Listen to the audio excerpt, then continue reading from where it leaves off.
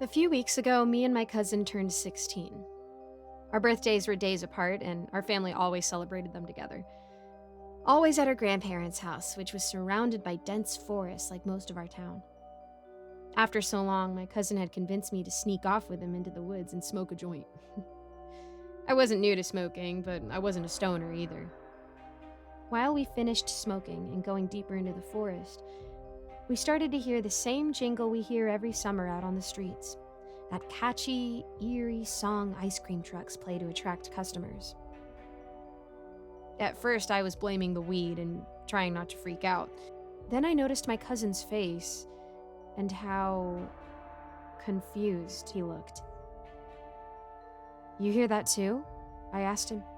He nodded. "Is that the ice cream man?" I asked. He nodded again. "Did Granny give you any money?"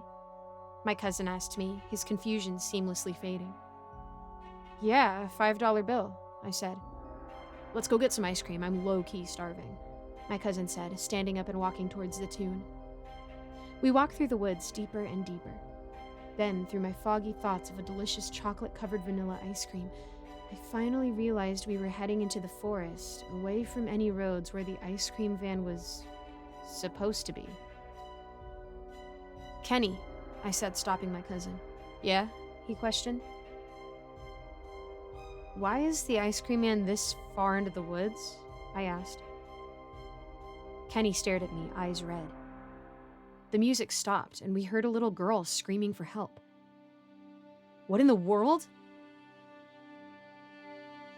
"What the?" Kenny said. We both ducked, for no particular reason, other than being so paranoid due to the weed. The little girl let out a gasp, and then there was a crunch.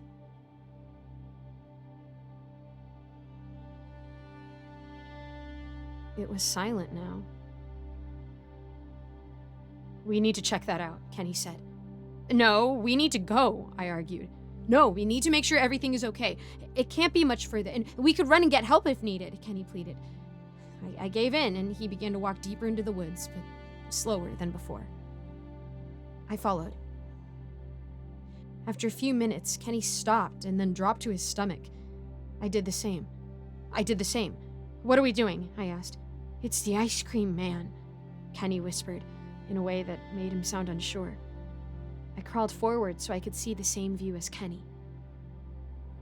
We were both speechless.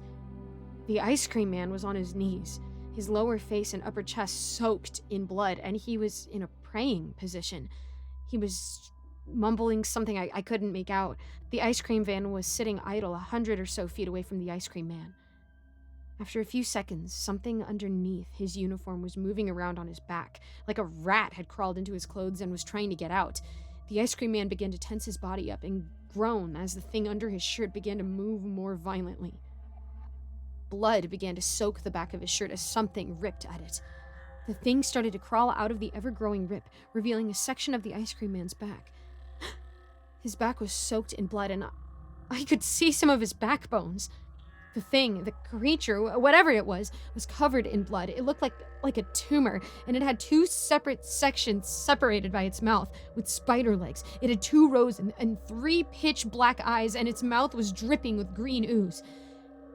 After it popped out of the ice cream man's back, it fled into the trees, and the ice cream man stood up as if nothing had happened, walked back to his van, and drove off. After the ice cream van was out of sight, Kenny jumped up and began to run back towards our grandparents' house. I followed as close as I could. Once Kenny got close, he slowed down from a run to a light jog, and it allowed me to catch up. Between breaths, Kenny spoke. "We can't tell anyone about this." "What? Why?" I asked. "We smoked. If they found out we got high, they wouldn't believe us, and we would get in trouble. Plus, how do we know we saw what happened correctly?" Kenny explained. "What did you see?" I asked him. Kenny stopped in place and looked at me. "Well," Kenny stated, "it looked..." Kenny stumbled over his words. I interrupted him. Like something out of a science fiction movie came to life, ripped out of the ice cream man and ran off into the woods. I was realizing how crazy this sounded. Then he stood up like it didn't happen and walked into the woods. I finished, out of breath. Into the woods. I finished, out of breath. Kenny said nothing. We got back to our grandparents and didn't say much to each other, but also didn't let anyone see anything was wrong. I couldn't stop thinking about what we saw, how stupid we were for going to get ice cream from a van in the middle of the woods. I could blame the weed, but honestly, I think we're just plain stupid. A few days had passed, and Kenny had called me. "Did you hear about Jenny Hall?" Kenny asked me over the phone. "Who?" I questioned, not recognizing the name, but knowing I heard it before. "Jerry's little sister," Kenny said. "Big Jerry?" I asked. "No, Kool-Aid Lips Jerry," Kenny said. Kool-Aid Lips Jerry was his name due to the big red ring that was always around his mouth due to him licking his lips so often. "What about her?" I asked. "She went missing the day of our birthday party," Kenny said. I pretended I didn't know what he was implying. "Okay, people go missing here. It's pretty common in the Appalachian Mountains," I said, which is true. Our town was in the center of the mountains. "We heard a little kid scream, and he was covered in blood," Kenny whispered with fear. "I don't even know if we saw anything. We were both so high," I said, trying to convince myself. "Dude, it was weed, not shrooms. We know what we saw," Kenny sternly said. "Whatever, man. I'll see you tomorrow," I said, hanging up quickly.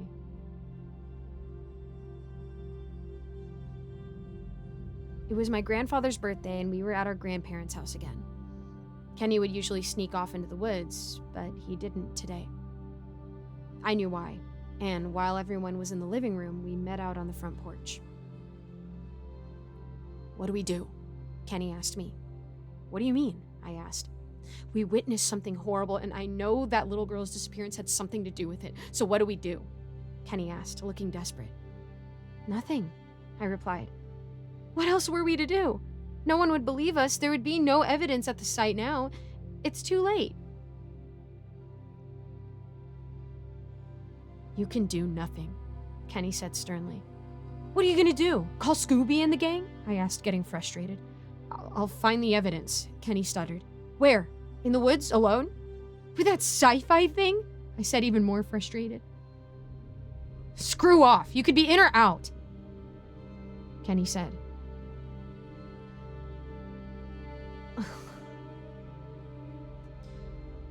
Ultimately, I couldn't let Kenny do anything stupid alone. And as scared as I was, I wanted to know what was going on with the ice cream man. For a few days after our grandfather's birthday party, we stalked the ice cream man as he drove around town selling ice cream to children. And as the days passed on, more and more adults would stop for a cone and what looked like strawberry ice cream. Everything seemed normal, except for the abundance of adults buying strawberry ice cream, but I figured it was due to the increasing heat and similar preferences. We began to doubt what we saw, until one day, we saw Janine Walker alone at the ice cream van, talking to the ice cream man. Where we hid, we could hear what they were talking about, but they couldn't see us. "Hey, drumstick?" "Drumstick?" the ice cream man asked. "Hi," Janine said. The ice cream man grabbed a strawberry ice cream cone from his left and handed over. "How was school today, Missy?" the ice cream man asked. "It was good. I miss Jenny," Janine said, licking her ice cream. "You know what?" the ice cream man said. "What?" Janine questioned with enthusiasm. "Jenny is actually at my super secret tree house, but you can't tell anyone yet," the ice cream man said, putting a finger to his lips in a way that made me shiver. "Really?" Janine asked, jumping up and down. "Yes, ma'am, and guess what?" the ice cream man said. What? Janine asked in a sing-song voice, spinning in a circle, licking her ice cream. "She wants to see you," the ice cream man said. Jenny shouted with excitement. "She said to meet her at y'all's favorite park and wait at the edge of the woods as it starts to get dark and she'll come get you," the ice cream man explained. Mommy won't let me leave that late, Janine said, sad now. Don't tell her, the ice cream man said. Then a group of kids ran up to the van. Okay, Janine said, running off. I was in awe and had forgotten that Kenny was standing next to me. What was that? Kenny said, startling me. We have to stop him, Kenny said. I was speechless. We continued following the ice cream man around town. Eventually, we lost him due to us being on foot and him in a van. Screw it, we need to find Janine, Kenny said. I had no idea why Kenny was so set on helping. I sound horrible saying this, but I didn't think this was our place to interfere. Why? I asked. What do you mean, why? That creep is going to do what he did to Jenny to Janine, Kenny said sternly. I know, so let's call the cops, I said. You think they'll believe us? Kenny asked. If we leave out the part of what we saw, I said. So we go say, we have been stalking the ice cream man and we think he's kidnapping kids, Kenny said, mocking me. No, I mean, yeah, I don't think it's our place to be doing this, Kenny, I pleaded. But he wasn't listening and I wasn't leaving him alone doing this. We went to every park we could and by the time it was dark, I gave up. He has her. We need to go into the woods, Kenny said. No, heck no. I can follow you around town, but going into the woods at night, that is too far, I said, and I was tired and I wanted to go home. Looking back, I was a horrible person and selfish for leaving Kenny alone. Okay, then go home. I'm gonna help Janine, Kenny said. Okay, fine, I said, storming off. I went home and I went to sleep. The next day, I woke up to Kenny in my room. Wake up, Kenny said with his hand over my mouth to prevent me from shouting. Kenny looked tired and was covered in dirt. How'd you get in here? I asked. The window. We really need to go, Kenny pleaded. I got up, put on clothes, and went to my bedroom door. Kenny grabbed me. No, we have to use the window. We can't trust anyone, Kenny said, then started to leave back through the window. I was confused. What's going on? I asked. Just come on. I can explain in a minute, Kenny said. I climbed out the window and followed Kenny through my backyard and into the alley splitting my house from my neighbors. We need to get money and leave town. We aren't safe, Kenny said as we walked. He was continually looking over his shoulder. What do you mean? I asked, kind of scared for Kenny's mental health. I went into the woods last night to the same spot. I heard the ice cream truck song, and when I got to the spot, Kenny stopped talking and looked around as if someone could be listening. There were 30, 50 people from town on their knees with those things sprouting out of their backs. Kenny said this and then swallowed with his dry mouth. He pulled me over into a hidden section in the alley covered by bushes. Watch, he said, then pulled out his phone, showing me a video. I saw people I recognized and people I didn't. I saw my grandmother and father, my gym teacher and the local movie theater worker, all on their knees, bloody backs, and chanting gibberish. What? I said. What do we do? I asked. Get money, get out of here before we turn into whatever they are now, Kenny said, motioning me to continue following him. After a while, we stopped at a local diner to get something to eat. Kenny had a wad of money. Where'd you get that? I asked. Grandma's safe, he said. What the heck, dude? I said. I was upset. She was one of them. What could she use this for? This is for us to survive, Kenny explained. We need more, he continued. We ate in silence, and when we finished, Kenny began to talk. We need to go back to your house, steal as much money as we can, and then take a car, Kenny said. Why my house? I asked. Because there isn't any security against the resident, Kenny said. I just nodded, unsure of what was going to happen next.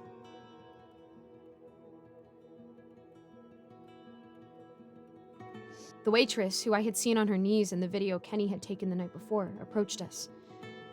Is everything all right? She asked with a smile. I felt like I was going crazy. Were me and Kenny just going crazy? Yeah, we are good, Kenny said blankly. Alrighty. the waitress said, then walked away to another booth. Did anyone see you? I asked Kenny. No, I don't think so, Kenny said, finishing his drink. Why are you so ready to go? Yesterday you were Detective Kenny, I said, more upset now. I think the ice cream man saw me, Kenny said, looking at the table, avoiding my eyes and my fury. What do you mean? I asked, getting more upset. When I stopped recording, I looked back down and I locked eyes with him, Kenny explained. When I stopped recording, I looked back down and locked eyes with him, Kenny explained, head now in his crossed arms. After a few minutes of silence, the familiar, once friendly and inviting song faded its way into the silence. Kenny had turned pale. We gotta go, he whispered, then started to slowly stand up. But as he began to stand up, everyone in the diner jumped up from their seats and ran out the door towards the ice cream van's music. Kenny was startled by the sudden crowd of people pushing to get out the door, and he fell on his butt into another table, getting sauce all over him. I jumped and helped him to his feet. What is going on? I asked him. How should I know? He said, frustrated, wiping his pants clean, the sauces leaving dark stains. Let's just go, Kenny said. We can't. Do you see the crowd outside? I said, pointing towards the crowd of people surrounding the now silent ice cream van. Let's try the back exit, Kenny said. Do you know where any back exits are? I asked him angrily. Just follow me, I'll find one, Kenny said, starting to head towards the diner's kitchen. When we got to the kitchen, the cook was still standing by the grill with earbuds in. We just walked by him into the door with the red exit sign glowing above it. When Kenny opened the door, a loud alarm began to blare. Kenny looked at me and said something, but I didn't hear the words due to the alarm. Then he grabbed my arm and began to pull me as he ran outside. After a few minutes, we realized no one was following us, and we stopped to breathe. We need to get to your house, Kenny said, stopping between each breath. I don't even know where any money is there, Kenny. We just need to leave, I said. I still couldn't understand how his plan was going to work. We need money and a car. We need money and a car, he said sternly. We need to leave before we get roped into whatever is happening here, I shouted, not realizing. How the heck are we supposed to leave? Kenny shouted back. Before I could respond, a voice from the left spoke. Where are you boys going? Our grandma asked as she walked towards us. Flashes of her on her knees as the thing sprouted out of her back began to resurface in my brain. Nowhere. Why are you out here alone, Granny? Kenny suddenly asked with a shake in his voice. Oh, I came to get some ice cream. Would you guys like to join? She asked us. I couldn't speak. I was frozen. No, we're okay. We're gonna go play some video games, Kenny explained, voice still shaking. No. You two are going to enjoy some ice cream with your granny, she demanded in a sweet and sour tone as she grabbed us both by the arm and began to lead us towards the crowd of people at the ice cream van. Neither of us fought her. We didn't know what she was now. At least, we didn't want to find out the hard way. We get to the crowd, and they were all eating what I had earlier assumed was strawberry ice cream. But looking closer, it was something pink and slimy smashed into a waffle cone that smelled of clotted blood and worms. I gagged when I saw the waitress bite into the pink goo. Our grandma let go of us as she approached the window of the van, and the ice cream man turned around with a smile and handed her 3 pink, slimy, and now bubbling, filled waffle cones. She walked back to us, already licking her pink cone. Here you go, boys, she said as she went to hand us the cones. Kenny smacked the cones from her hand. What the heck is that stuff? He asked, voice less shaky. What happened to you, Granny? He shouted. She just stood there, smiling, eating the cone like she was starving. I was finally broken from my paralysis when I looked at the van and saw the ice cream man glaring at us with a huge, cartoony frown. Kenny, we need to go, I shouted. Kenny continued shouting at our grandmother. Tell me, what did the ice cream man do to you? He shouted towards her as she finished the cone. The ice cream van began to play its song, and the crowd dispersed into 2, and the ice cream man walked between them to where our grandmother stood, smiling at us. The 2 crowds began staring at us, with the same cartoony frown as the ice cream man. Kenny had stopped shouting as the ice cream man put his hand on our grandmother's shoulder. The ice cream man licked his lips and then spoke. As he opened his mouth, I started to run away. "Come back," he said in a deep, raspy voice, a voice that wasn't his. I couldn't control myself. It was as if his words guided me, and I walked back to where I stood before. I looked over and saw Kenny had done the same. "Do you not enjoy my ice cream?" the ice cream man asked in the same raspy voice that sounded like it belonged to someone else. I couldn't speak, and I assumed the same for Kenny. The ice cream man pushed our grandmother into the left crowd and started to walk toward us. "Go to sleep," the ice cream man demanded. I couldn't fight it, and I fell asleep.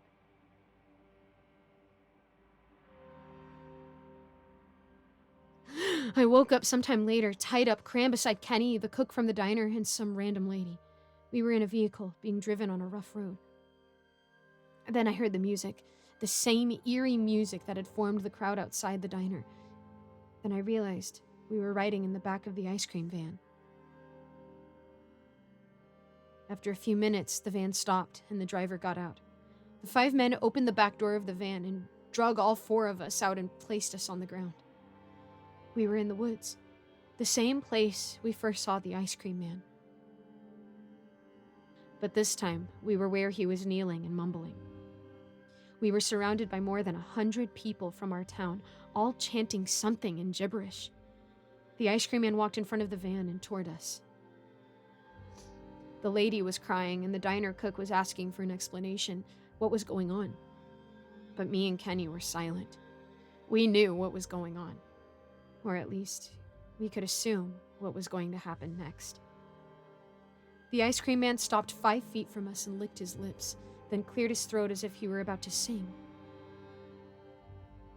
But instead, that voice that didn't belong to him came from his mouth.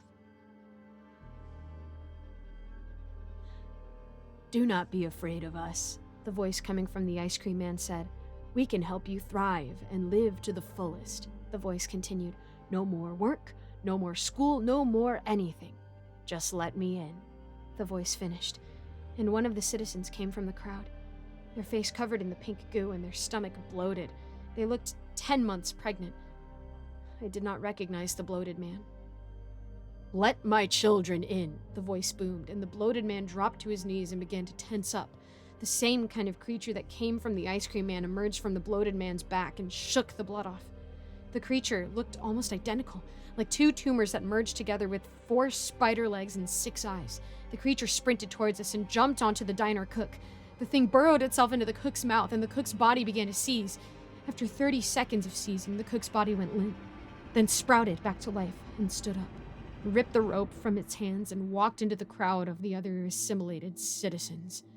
The lady began to scream harder and harder. Kenny had his eyes closed. I had begun to cry. Before I realized it, Kenny jumped up and charged the ice cream man. "You sick freak!" Kenny yelled and then rammed his head into the ice cream man, but the ice cream man didn't budge. He grabbed Kenny by the throat and then tossed him into the side of the van. Kenny laid on the ground, not moving. The ice cream man then grabbed a tub of pink goo from his van and walked to the lady and began force-feeding her the goo. She fought back at first, but then began willingly eating it. Her stomach became more and more bloated with each bite. I looked back at Kenny, and I saw he had come untied during the struggle. Kenny slowly got up and got into the idle van. Kenny put it in reverse, hitting the ice cream man, the lady, and barely missing me.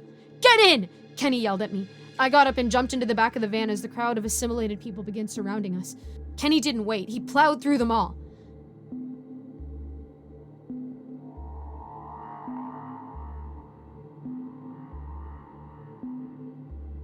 After a few minutes, we were back onto the paved road, and then an hour passed, and then 3, and we were far out of town. We got to a town 5 hours away from us to stop for gas, and that's when we heard the eerie music and saw a crowd surrounding a van identical to the one we were in. Everyone eating the same pink goo I had mistaken for strawberry ice cream. It has been 2 weeks since we left town, and without fail, each time we enter a new one, the ice cream man is there, serving his pink goo and taking control over as many people as he can.